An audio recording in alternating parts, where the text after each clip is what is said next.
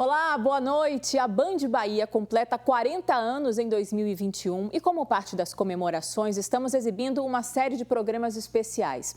No episódio de hoje, vamos falar sobre o Terreiro do Gantuá. Fundado em 1849, é um dos mais famosos e tradicionais terreiros de candomblé do Brasil. A casa, que foi comandada durante 64 anos por Mãe Menininha, foi tombada pelo IPHAN como Patrimônio Histórico do Brasil em 2002. A Band Bahia tem o privilégio de ser vizinha há 40 anos desse espaço sagrado no Alto da Federação. A importância do terreiro não se deve apenas à religiosidade. O Gantuá tem um papel fundamental na preservação do legado dos povos tradicionais de matriz africana na Bahia. Falar do Gantuá é falar da nossa história.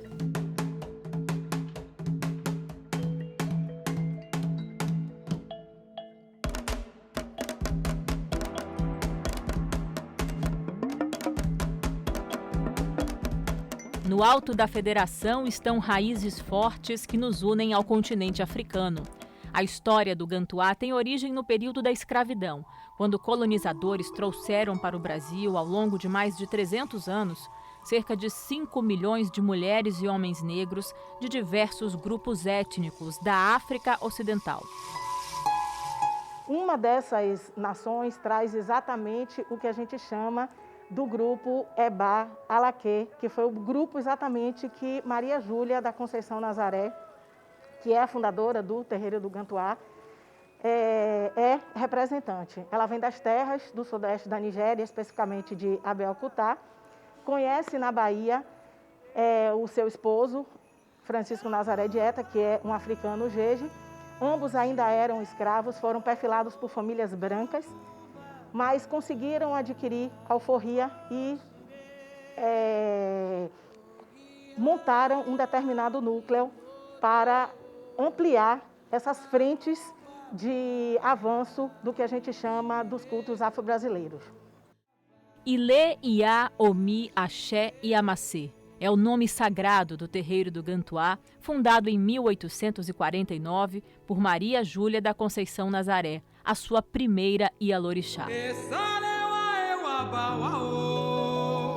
O terreno, ocupado até hoje pelo terreiro, pertencia a um traficante de escravos, o belga Edward Gantuá. Eles fazem um processo de arrendamento do terreno, com muitas das economias guardadas por Francisco Nazaré Dieta, e implanta o axé do Gantuá aqui nesse terreno. O Terreiro do Gantuá tem uma tradição matriarcal e familiar. Apenas mulheres podem comandar a casa e a sucessora deve ser sempre alguém da família. Uma história de resistência e poder feminino.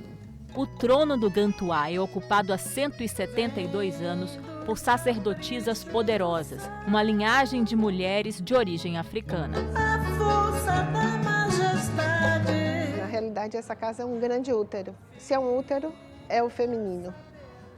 Então, é onde as pessoas morrem e renascem. Renascem de outra forma, com outro olhar, com outra consciência, com outra força, com outra energia, com outra percepção de vida. A linha sucessória do Gantuá começa com a fundadora Maria Júlia da Conceição Nazaré, que comandou o terreiro durante 6 décadas. Uma nigeriana que chegou a Salvador traficada ainda criança. Você já imaginou que é ser arrancada do seu seio familiar, criança, com mais ou menos 5 anos de idade, num ambiente hostil, e parar num outro mundo, num outro lugar, todos estranhos, um idioma diferente, e conseguir sobreviver? E não só sobreviver, como deixar uma mensagem. Com a morte de Maria Júlia em 1910, a filha dela se tornou a segunda Ialorixá da casa, Pulquéria Maria da Conceição Nazaré. Pulquéria de Oxóssi, que é considerada assim uma grande preservadora das tradições, ela segue a linhagem da mãe dela com um pulso muito firme, com posicionamentos bastante diretos, muito ciente do papel dela como mulher e como autoridade religiosa dentro da comunidade. Depois de Pulquéria, A gente tem um tempo em que a mãe de Mãe Menininha, que é Maria da Glória, ela toma conta enquanto Mãe Menininha está sendo preparada para ocupar de vez essa posição. Em 1922, Maria Escolástica da Conceição Nazaré sentou-se no trono do Gantuá aos 28 anos. Começava ali a liderança da Ialorixá mais famosa do terreiro, Mãe Menininha do Gantuá. Com a sua diplomacia e resistência pacífica, Mãe Menininha teve papel decisivo para combater a intolerância religiosa, derrubar as restrições impostas à religião e abrir as portas do terreiro para que todos pudessem conhecer, sem preconceitos, o candomblé. Cada detalhe desse quarto pertenceu à Mãe Menininha. O aposento foi transformado no Memorial Mãe Menininha em 1992. Aqui estão os objetos pessoais e de rituais, os óculos de grau, os colares, guias, as saias da filha de Oxum mais famosa da Bahia e a cama, que era como um segundo trono.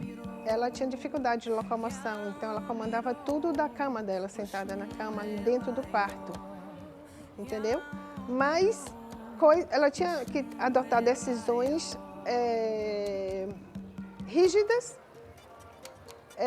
significativas, complexas, mas como você fala, com doçura. Ela conseguia tomar conta da casa inteira, saber exatamente o que estava se passando na cozinha, no quintal, sempre voltada para o bem do próximo antes de tudo. Então isso confere poder, confere a gratidão, a admiração. Mãe Menininha teve uma contribuição histórica para preservar as tradições e garantir o direito do culto de candomblé na Bahia.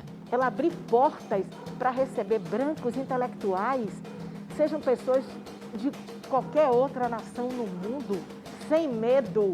Permitindo que as pessoas se aproximassem e vissem com os seus próprios olhos a nossa realidade.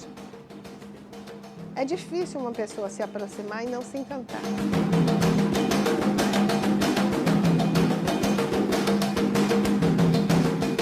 Todo mundo que chegava entrava.